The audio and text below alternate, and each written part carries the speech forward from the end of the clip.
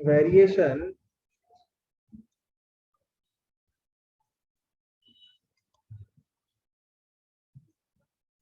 of acceleration due to gravity.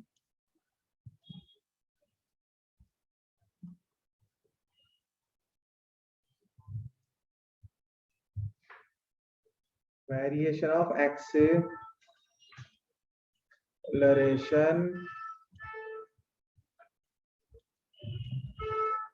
due to gravity.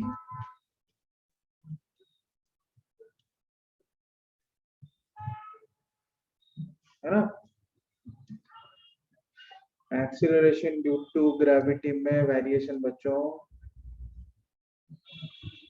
That is let's say ना small g.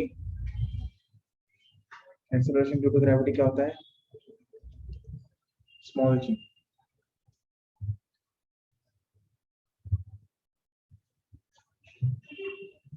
है ना?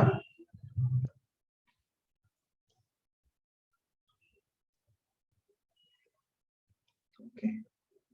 तो basically earth के surface के ऊपर वेरी कैसे करेगा ना?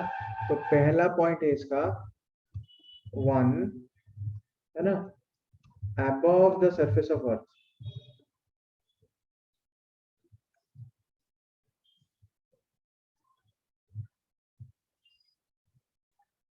Of earth. ठीक है, बहुत बेसिक चीजें हैं ये, है ना. These are very basic things. ठीक है ना. Above the surface of earth मतलब पहले तो इमेजिन सरफेस ऑफ अर्थ. पहले तो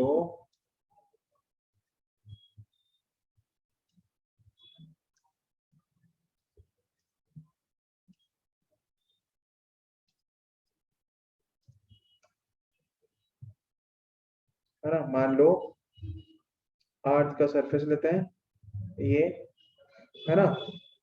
इसको अर्थ मान लो, इसको जो है मान लो अर्थ. ठीक है ना. तो इसको अर्थ मान लो. ठीक है.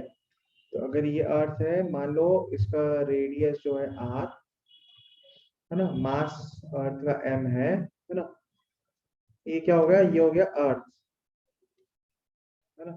अच्छा, acceleration due to gravity basically क्या होता है? ग्रेविटेशनल फील्ड का वैल्यू होता है ना, कोई भी डिस्टेंस में, कोई भी ऑब्जेक्ट के लिए दूसरे ऑब्जेक्ट को जो एक्सेलरेशन ड्यू टू ग्रेविटी मिलता है ना, वो उस ऑब्जेक्ट का ग्रेविटेशनल फील्ड होता है बच्चों.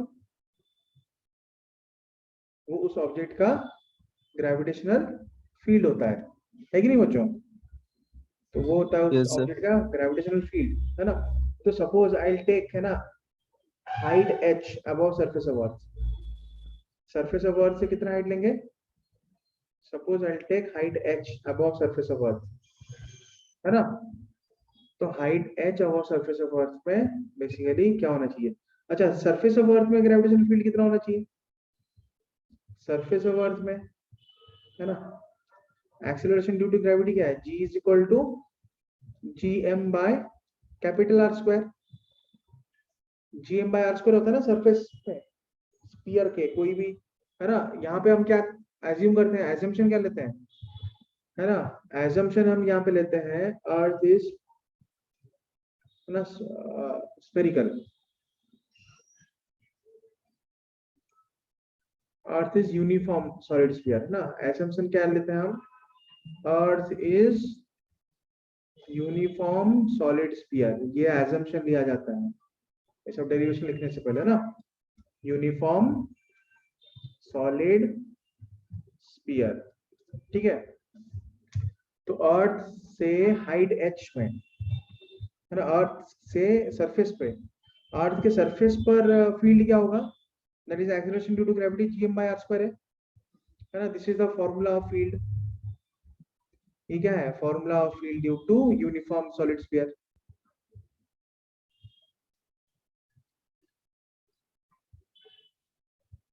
है कि नहीं बच्चों? Yes, sir. Uniform solid sphere at its surface. Sonali is not there. और कौन कौन नहीं है यार? सबको कॉल कर लो. Uniform solid sphere. sphere at its surface.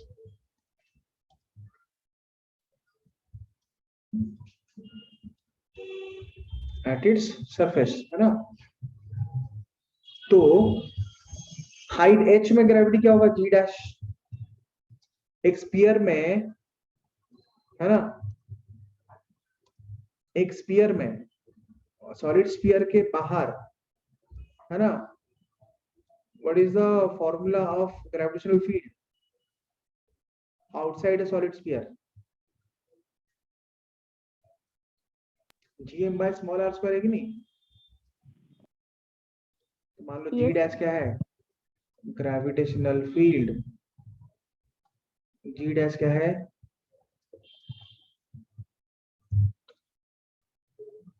Gravitational field due to a uniform solid spear.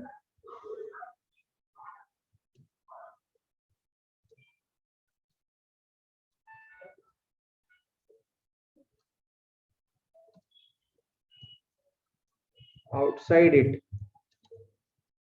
समझ में आया ना बच्चों?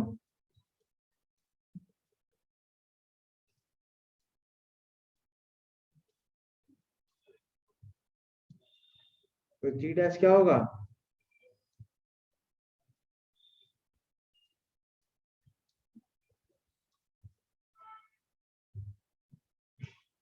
ये हो ना?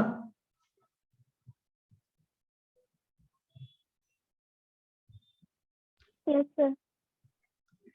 तो बेसिकली जी डैश मतलब, है ना, use the formula of gravitational field due to a uniform solid sphere outside its surface, है ना? gm by small r square, है ना? So this is gravitational field due to earth, है ना, at a height h, at a height h above its surface, है ना बच्चों? तो इंप्लाइज g डैश कितना होना चाहिए? That will be equal to, मैं ऐसे भी लिख सकता हूँ इसको, gm by capital R square, है ना, into R square. R square divide करके मल्टीप्लाई भी कर सकते हैं, ठीक है ना बच्चों?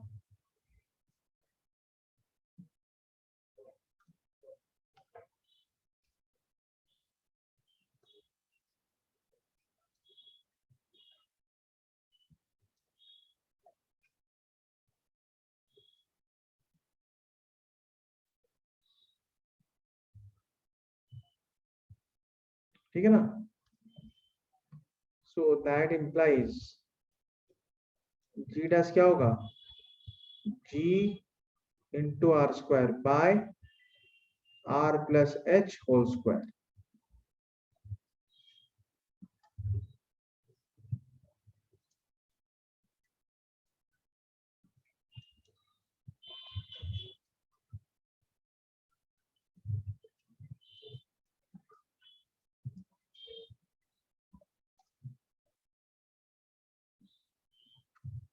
क्लियर है बच्चों? दिस इज ग्रेविटेशनल फील्ड, है ना, above the surface of earth at a height h। Clear? समझ में आया? अरे बोलो, Yes, समझ में sir. आया कि नहीं, है ना? Yes, sir. तो नेक्स्ट इज ग्रेविटेशनल फील्ड, है ना, next is gravitational field below the surface of earth at A height d, below the surface of earth at A height d। तो नेक्स्ट क्या है? Gravitational field at A height d below the surface of earth, है ना? Gravitational field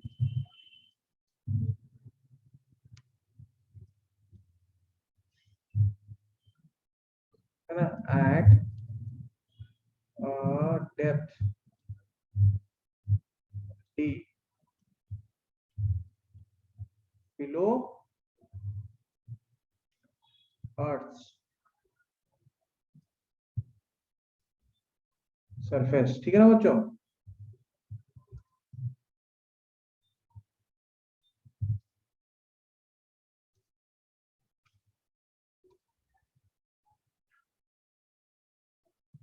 clear है? Yes, sir. Yes, sir.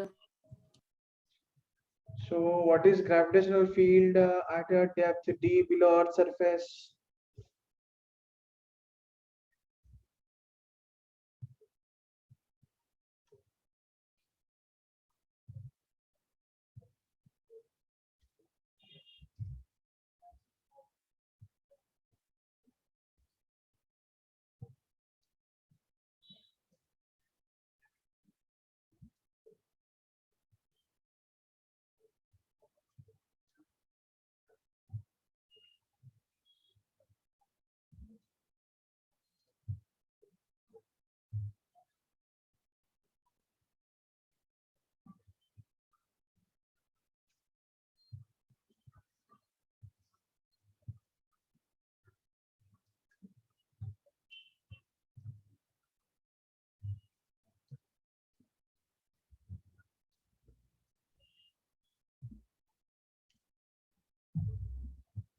ठीक है ना? मान लो इसका रेडियस r है, तो let's say its radius is r,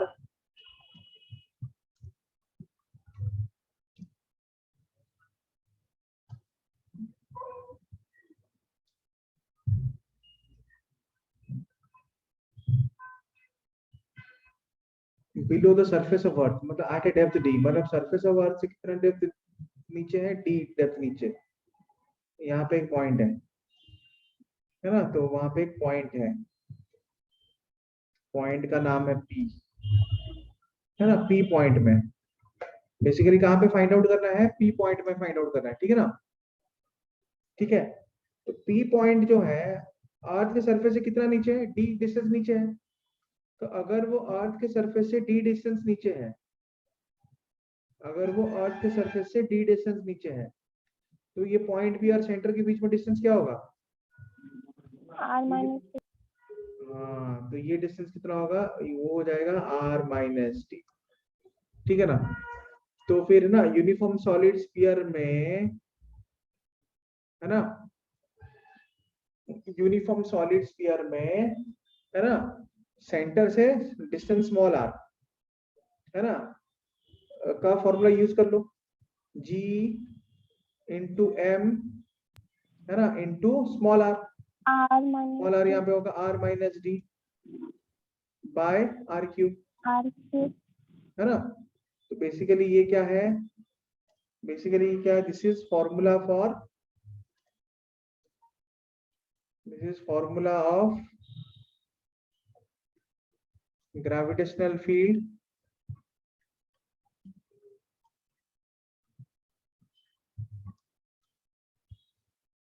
है ना? This is formula of gravitational field, है ना, due to a uniform solid sphere, due to uniform solid sphere, है ना, इनसाइड इट, फॉर्मूला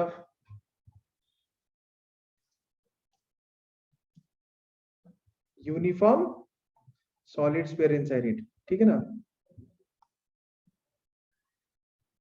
तो implies I can say that g dash is equal to, ठीक है ना? तो यहाँ पे बेसिकली, है ना, m, m क्या है और यहाँ पे r क्या है ना, और यहाँ पे d क्या है? d is depth below surface of earth, ठीक है ना? m का मतलब हुआ मास ऑफ अर्थ, r का मतलब हुआ रेडियस ऑफ अर्थ, r का मतलब हुआ रेडियस ऑफ अर्थ, d का मतलब हुआ depth below surface of earth, depth below,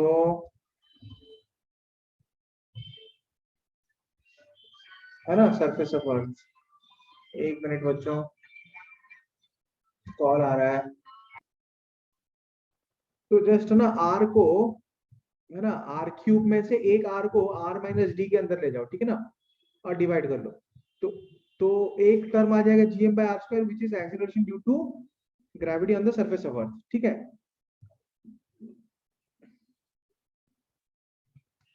तो फिर इसके बाद नेक्स्ट जो है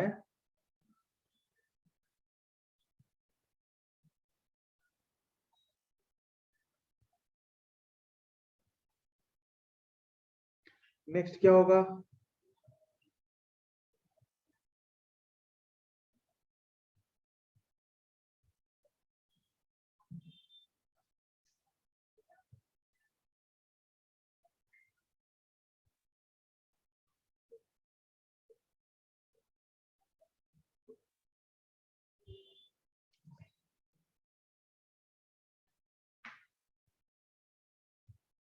ठीक है ना बच्चों। तो नेक्स्ट ना, acceleration due to gravity due to rotation of earth. अब रोटेशन ऑफ अर्थ की वजह से कैसे चेंज हो रहा है एक्सीलरेशन ड्यू टू ग्रेविटी, ठीक है ना।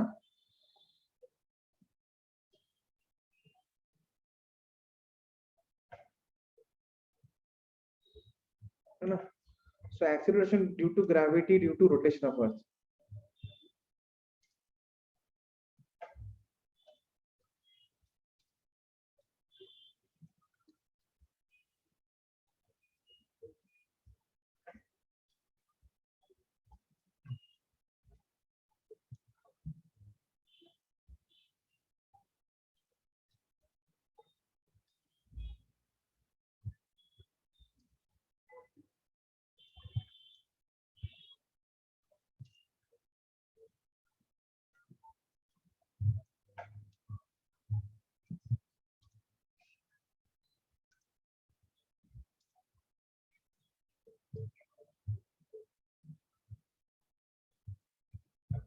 Due to rotation of earth, है ना।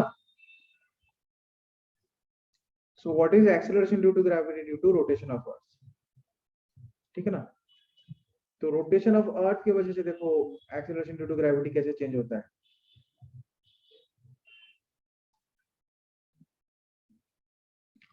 तो बेसिकली मान लो अर्थ जो है उसका एंटी क्लॉकवाइज रोटेशन होता है उसके एक्सिस के अबाउट। अर्थ का बेसिकली अपने एक्सिस के अबाउट एंटी क्लॉकवाइज रोटेशन होता है ना। अर्थ का बेसिकली अपने एक्सिस के अबाउट होता है एंटी क्लॉकवाइज रोटेशन।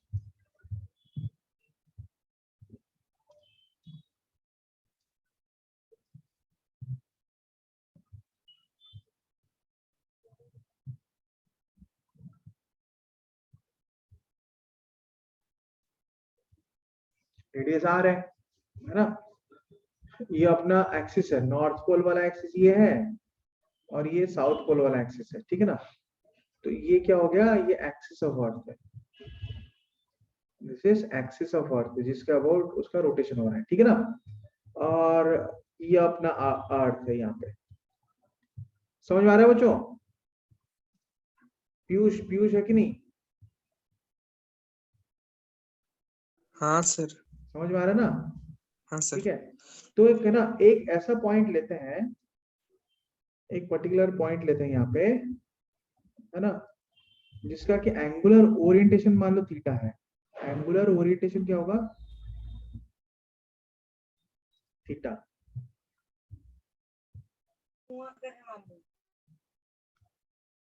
इसका एंगुलर ओरिएंटेशन क्या होगा, वो हो जाएगा थीटा, ठीक है ना।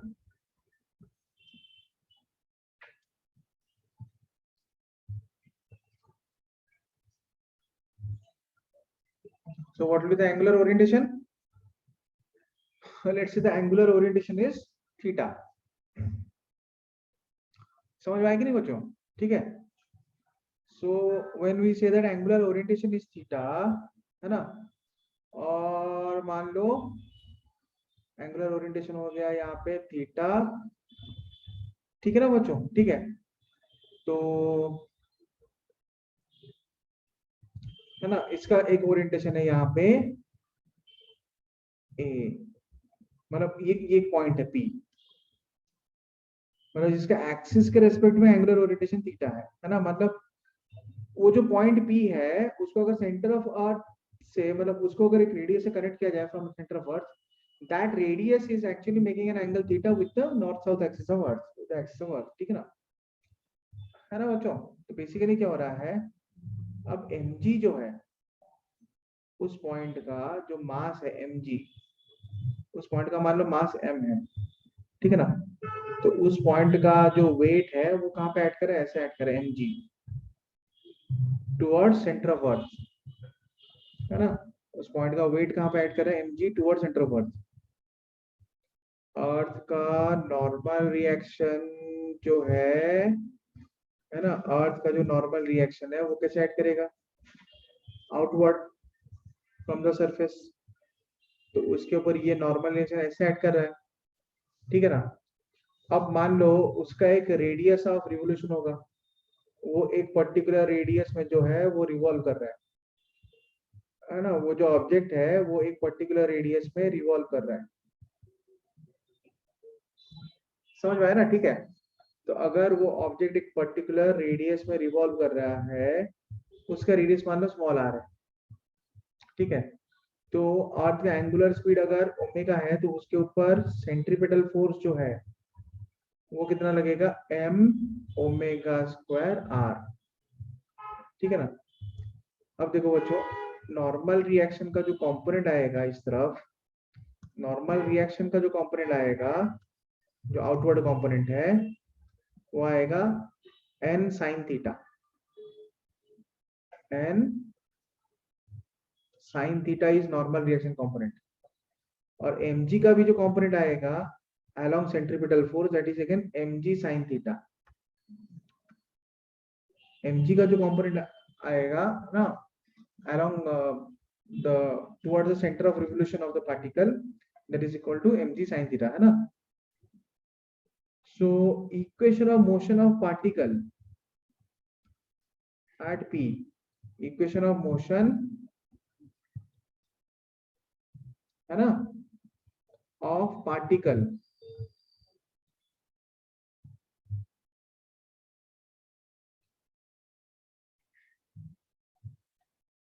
of mass m, mass m है ना at p। तो ये जो मास m वाला पार्टिकल है उसका जो इक्वेशन ऑफ मोशन है वो क्या होगा कि mg sin थीटा जो है वो दे रहा है उसको net centripetal force, mg sin theta minus normal reaction component away from the centre is equal to net force toward the centre. Net force toward the centre क्या होगा, what will be net force toward the centre, small m omega square small r। समझ में आ रहा है बच्चों, this is the net centripetal force towards the centre of revolution, है ना। implies mg sin theta minus n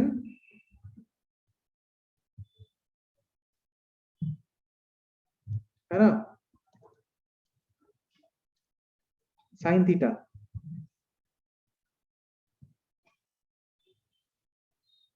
अच्छा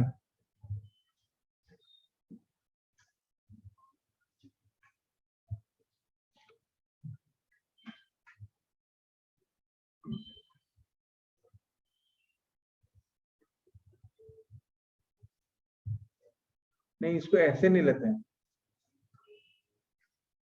बोलिए सर, बोलिए सर। इसको ऐसे नहीं लेते हैं, समझ में आया ना, net force is toward centre of अर्थ। तो बेसिकली हम ये बोल सकते हैं एफ नेट, नेट फोर्स जो है that is equal to mg minus normal reaction, है ना। दिस इज नेट फोर्स, है ना, which is acting towards center of earth, समझ में आया बच्चों, है ना? So this is basically net force which is acting towards center of earth. अब net force towards center मतलब center of earth क्या है? That is component of centripetal force, है ना? So net force towards center of earth is component of centripetal force towards center of earth. Net force, समझ में आया? Net force towards center of earth is component of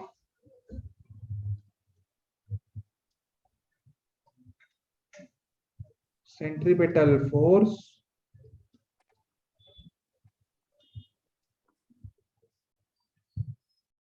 towards center of earth. समझ में आया बच्चों, है ना? That is equal to m omega square r. m omega square r का component of उसका component क्या है? m omega square r का component है m omega square r sin theta towards center of earth. Is it clear?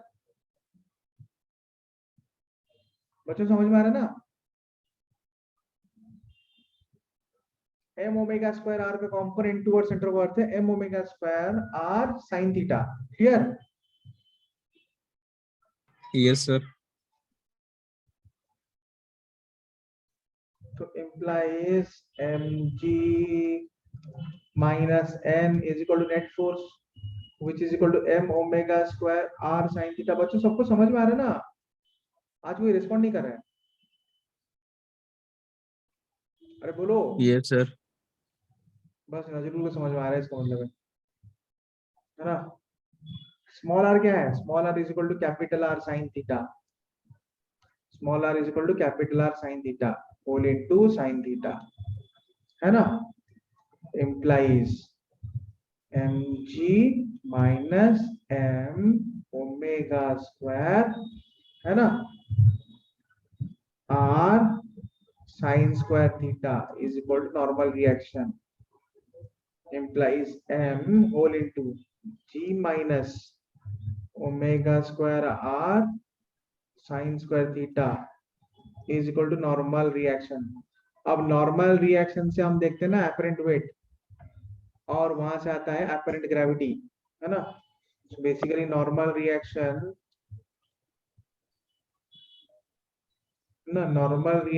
always gives apparent weight. Lift में जब हम move करते हैं apparent weight किसकी वजह से आता है? apparent weight का मेजरमेंट कहां से लेते हैं? नॉर्मल रिएक्शन से ना? So normal reaction basically will give है ना measure of apparent weight. ये पता है कि नहीं सब लोगों को बच्चों? समझ में आ रहा है? Yes, sir. Yes, sir.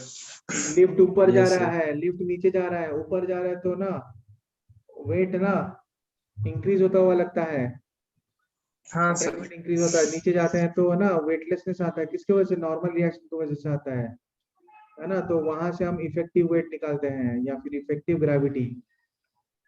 Apparent wait से आता है इफेक्टिव ग्रेविटी, तो इसको ले सकते हैं m into G effective. m cancel, normal reaction is equal to m into G effective, है ना? तो g इफेक्टिव क्या होगा? That is equal to g minus omega square r sine square theta. समझ में आ रहा बच्चों? Effective gravity due to rotation of earth के रोटेशन की वजह से ग्रेविटी ऐसे चेंज होता है. Is that clear? Yes sir. Is that clear, है ना? Yes, sir. Yes, sir. Sir आपका हाँ. वॉइस मेरे को ऐसे ऊपर नीचे हो क्या रहा है बार बार हमेशा, मतलब वॉइस आप बोल रहे हैं एक सेंटेंस, कुछ बातें जोर से आ रहा है, नॉर्मल वॉइस में आ रहा है, और कुछ